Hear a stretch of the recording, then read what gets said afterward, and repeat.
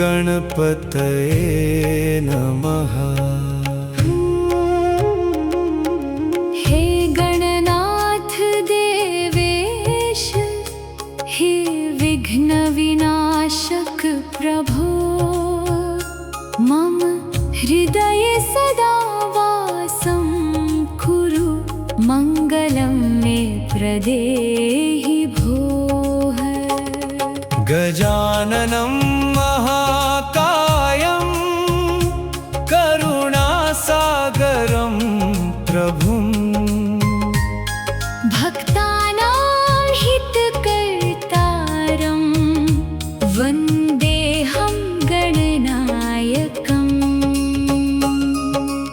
एकदन्तं महावीरं लम्बोदरं विनायकम्, सिद्धिबुद्धि प्रदातारं प्रणमामि गणेश्वरम्।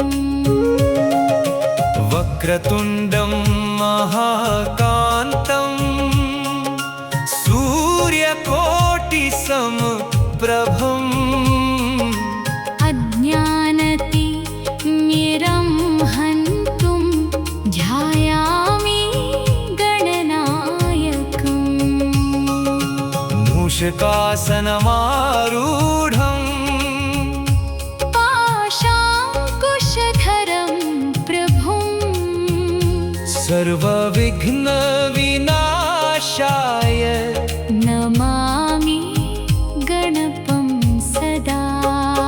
सिन्दूरारुणवर्णन्तं मोदकप्रियदायकं,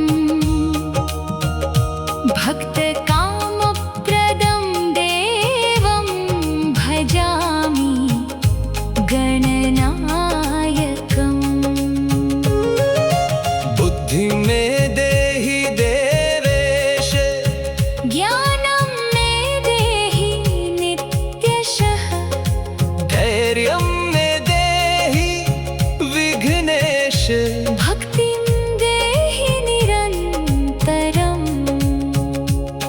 त्वमेव शरणं नाथ, त्वमेव मम जीवनं, त्वत्पादपद्मभक्तिं मे देहि देवगणाधिप, सर्वमङ्गलरूपं त्वां, सर्वसिद्धिप्रदायकं, सर्वदुःखहरं देवं नमामि गणनायकम्। यत्र यत्र स्मरे नित्यं, गणनाथस्य पावनं, तत्र तत्र शुभं भूयात्। नश्यन्तु सर्वविघ्नकाः, गणाध्यक्षं महादेवं, गणानां पतिमव्ययम्, भक्तवत्सलमव्यग्रं, प्रणमामि पुनः पुनः, करुणां कुरु मे नाथ। दीनबन्धो गजानन, अपराधान् क्षमस्वाशु, पालयस्व गणेश्वर। मम गेहे सदा देव, शान्ति सौख्यं च वर्धताम्। त्वत्प्रसादेन विघ्नेश, सर्वमङ्गलमस्तु मे। विद्यां देहि यशो देहि, विवेकं देहि मे प्रभो। सद्बुद्धिं च सदा देहि, गणनाथ नमोऽस्तु ते। अन्धकारं विनिर्हित्य, ज्ञानदीपं प्रदीपय, मोहजालं विनाश्याशु, सत्यमार्गं प्रदर्शय।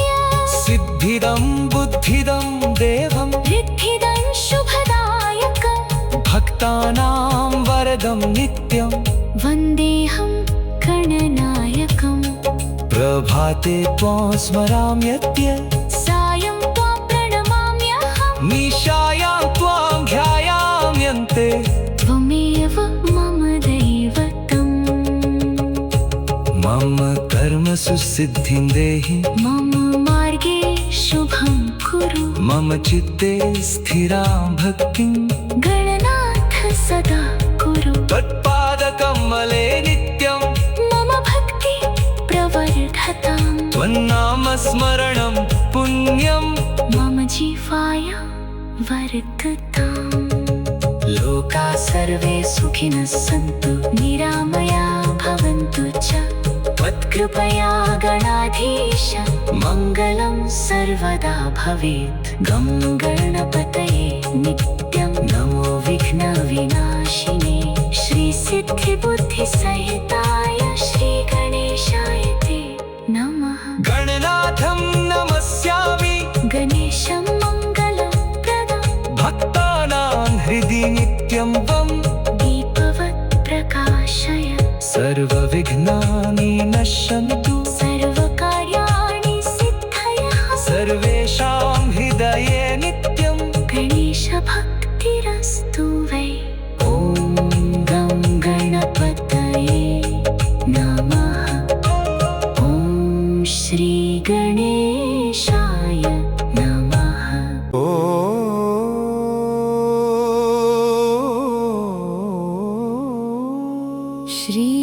श्रीगणेशाय नमः। ॐ गं गणपतये नमः। हे गणनाथ देवेश, हे विघ्न विनाशक प्रभो, मम हृदये सदा वासं कुरु।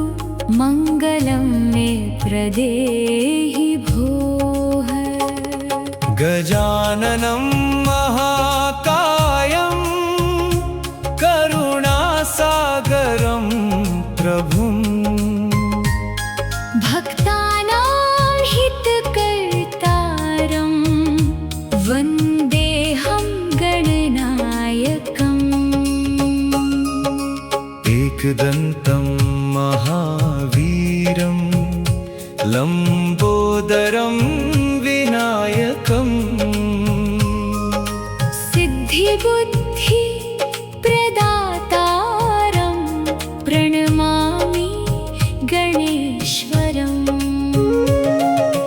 वक्रतुण्डं महाकान्तं सूर्यकोटिसमप्रभम्। अज्ञानतिमिरं हन्तुं ध्यायामि गणनायकम्। मूषकासनमारूढं पाशाङ्कुशधरं प्रभुं सर्वविघ्नविनाशाय नमामि गणपं सदा। सिन्दूरारुणवर्णन्तं मोदकप्रियदायकं भक्तकामप्रदं देवं भजामि गणनायकम्।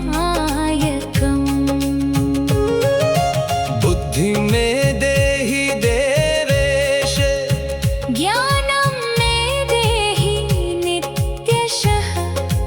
धैर्यं मे देहि विघ्नेश भक्तिं देहि निरन्तरम्।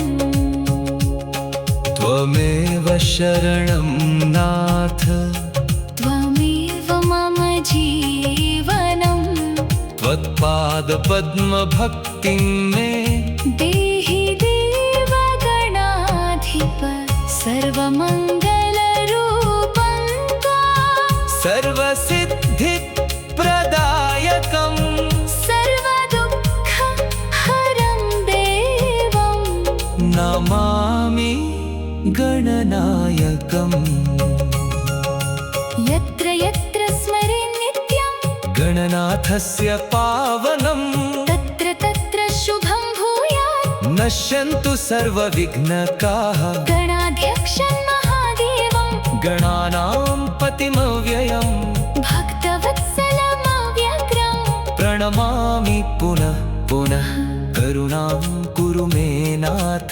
दीनबन्धो गजानन अपराधान् क्षमस्वाशु पालयस्व गणेश्वर। मम गेहे सदा देव शान्ति सौख्यं च वर्धताम् त्वत्प्रसादेन विघ्नेश सर्वमङ्गलमस्तु मे विद्यां देहि यशो देहि विवेकं देहि मे प्रभो सद्बुद्धिं च सदा देहि गणनाथ नमोऽस्तु ते अन्धकारं विनिर्हित्य ज्ञानदीपं प्रदीपय मोहजालं विनाश्याशु सत्यमार्गं प्रदर्शय सिद्धिदं बुद्धिदं देवं रिद्धिदं शुभदायकं भक्तानां वरदं नित्यं वन्देऽहं गणनायकम् प्रभाते त्वां स्मराम्यद्य सायं त्वां प्रणमाम्यहम् निशायां त्वां ध्यायाम्यन्ते त्वमेव मम दैवतम् मम कर्मसु सिद्धिं देहि मम मार्गे शुभं कुरु मम चित्ते स्थिरां भक्तिं गणनाथ सदा कुरु त्वत्पादकमले नित्यं मम भक्ति प्रवर्धताम् त्वन्नामस्मरणं पुण्यं मम जीवाय वर्धताम् लोकाः सर्वे सुखिनः सन्तु निरामया भवन्तु च त्वत्कृपया गणाधीश मङ्गलं सर्वदा भवेत् गं गणपतये नित्यं नमो विघ्नविनाशिने श्रीसिद्धिबुद्धिसहिताय श्रीगणेशाय ते नमः गणनाथं नमस्यामि गणेशं मङ्गलप्रदं भक्तानां हृदि नित्यं त्वं दीपवत् प्रकाशय सर्वविघ्नानि नश्यन्तु सर्वकार्याणि सिद्धयः सर्वेषां हृदये नित्यं गणेशभक्तिरस्तु वै ॐ गं गणपतये नमः ॐ श्रीगणेशाय नमः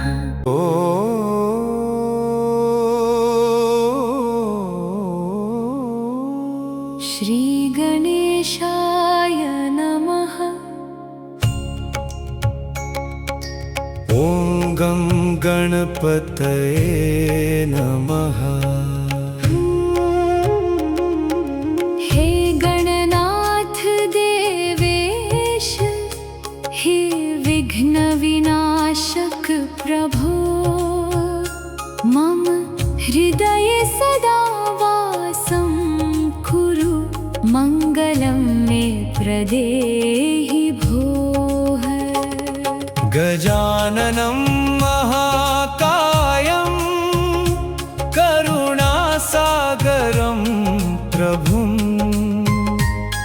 भक्तानां हितकर्तारं वन्देऽहं गणनायकम् एकदन्तं महावीरं लम्बोदरं विनायकम् सिद्धिबुद्धि प्रदातारं प्रणमामि गणेश्वरम् वक्रतुण्डं महाकान्तं सूर्यकोटिसमप्रभम् अज्ञानतिमिरं हन्तुं ध्यायामि गणनायकम् मूषकासनमारूढं पाशाङ्कुशधरं प्रभुं सर्वविघ्नविनाशाय नमामि गणपं सदा सिन्दूरारुणवर्णन्तं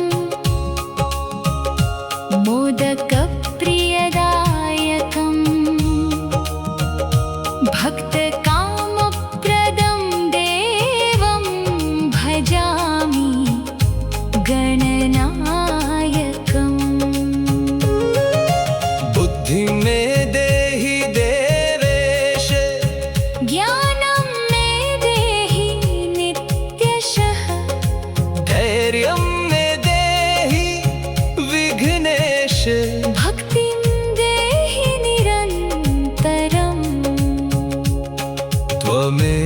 शरणं नाथ त्वमेव मम जीवनम् त्वत्पादपद्मभक्तिं मे देहि देवगणाधिप सर्वमङ्गलरूपं त्वां सर्वसिद्धिप्रदायकं सर्वदुःखहरं देवं नमामि गणनायकम्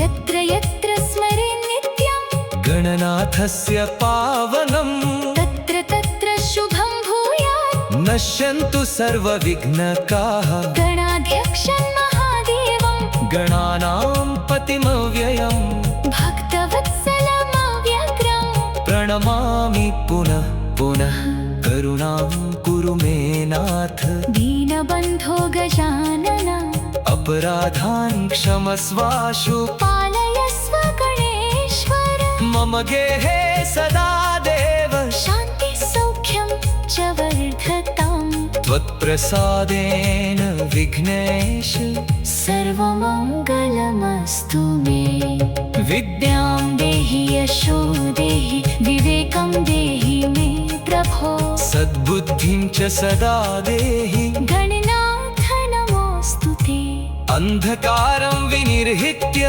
ज्ञानदीपं प्रदीपय मोहजालं विनाश्याशु सत्यमार्गं प्रदर्शय सिद्धिदं बुद्धिदं देवं रिद्धिदं शुभदायकं भक्तानां वरदं नित्यं वन्देऽहं गणनायकम् प्रभाते त्वां स्मराम्यद्य सायं त्वां प्रणमाम्यहम् निशायां त्वां ध्यायाम्यन्ते त्वमेव मम दैवतम् मम कर्मसु सिद्धिं देहि मम मार्गे शुभं कुरु मम चित्ते स्थिरां भक्तिं गणनाथ सदा कुरु त्वत्पादकमले नित्यं मम भक्ति प्रवर्धताम् त्वन्नामस्मरणं पुण्यं मम जीवाय वर्धताम् लोकाः सर्वे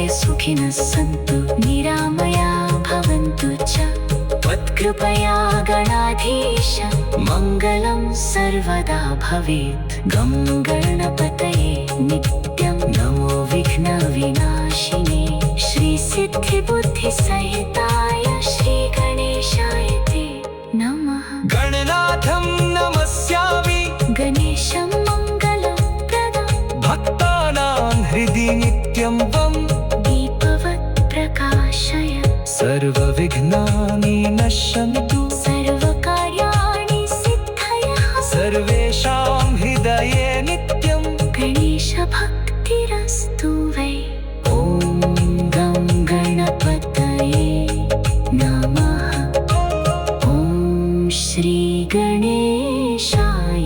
नमः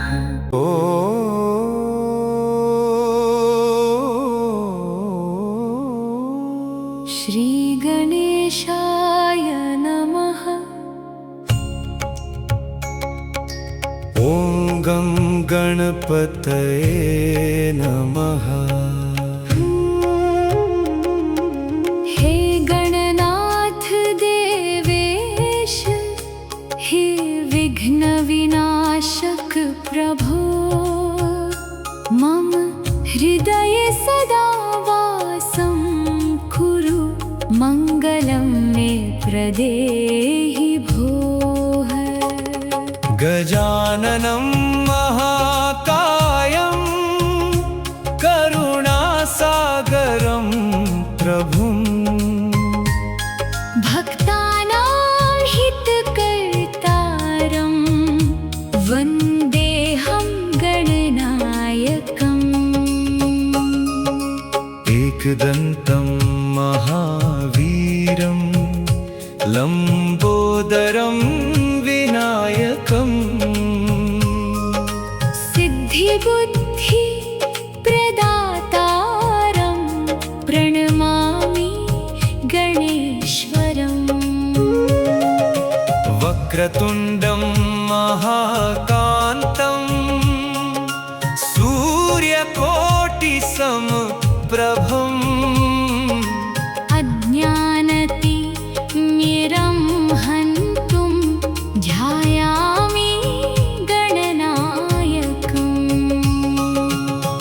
मूषकासनमारूढम् पाशाङ्कुशधरं प्रभुं सर्वविघ्नविनाशाय नमामि गणपं सदा सिन्दूरारुणवर्णन्तं मोदकप्रियदायकं भक्तकामप्रदं देवं भजामि गणनायकम् बुद्धि मे देहि देवेश ज्ञानं मे देहि नित्यशः धैर्यं मे देहि विघ्नेश भक्तिं देहि निरन्तरम् त्वमेव शरणं नाथ त्वमेव मम जीवनं त्वत्पादपद्मभक्तिं मे देहि देवगणाधिप सर्वमङ्गलरूपं त्वां सर्वसिद्धिप्रदायकम् सर्वदुःखहरं देवं नमामि गणनायकम् यत्र यत्र स्मरे नित्यं गणनाथस्य पावनम् तत्र तत्र शुभं भूयात् नश्यन्तु सर्वविघ्नकाः गणाध्यक्षं महादेवं गणानां पतिमव्ययम् भक्तवत्सलमव्यग्रं प्रणमामि पुनः पुनः करुणां कुरु मे नाथ दीनबन्धो गजानन अपराधान् क्षमस्वाशु पालयस्व गणेश्वर मम गेहे सदा देव शान्ति सौख्यं च वर्धताम् त्वत्प्रसादेन विघ्नेश सर्वमङ्गलमस्तु मे विद्यां देहि यशो देहि विवेकं देहि मे प्रभो सद्बुद्धिं च सदा देहि गणनाथ नमोऽस्तु ते अन्धकारं विनिर्हित्य ज्ञानदीपं प्रदीपय मोहजालं विनाश्याशु सत्यमार्गं प्रदर्शय सिद्धिदं बुद्धिदं देवं रिद्धिदं शुभदायकं भक्तानां वरदं नित्यं वन्देऽहं गणनायकम् प्रभाते त्वां स्मराम्यद्य सायं त्वां प्रणमाम्यहम् निशायां त्वां ध्यायाम्यन्ते त्वमेव मम दैवतम् मम कर्मसु सिद्धिं देहि मम मार्गे शुभं कुरु मम चित्ते स्थिरां भक्तिं गणनाथ सदा कुरु त्वत्पादकमले नित्यं मम भक्ति प्रवर्धताम् त्वन्नामस्मरणं पुण्यं मम जीवाय वर्धताम् लोका सर्वे सुखिनः सन्तु निरामया भवन्तु च त्वत्कृपया गणाधीश मङ्गलं सर्वदा भवेत् गं गणपतये नित्यं नमो विघ्नविनाशिने श्रीसिद्धिबुद्धिसहिताय श्रीगणेशाय ते नमः गणनाथं नमस्यामि गणेशं मङ्गलप्रदं भक्तानां हृदि नित्यं वं दीपवत् प्रकाशय सर्वविघ्नानि नश्यन्तु सर्वकार्याणि सिद्धयः सर्वेषां हृदये नित्यं गणेशभक्तिरस्तु वै ॐ गं गणपतये नमः ॐ श्रीगणेशाय नमः ओ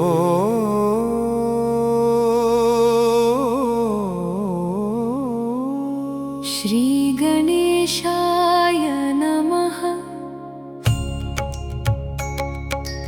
ॐ गं गणपतये नमः हे गणनाथ देवेश हे विघ्न विनाशक प्रभो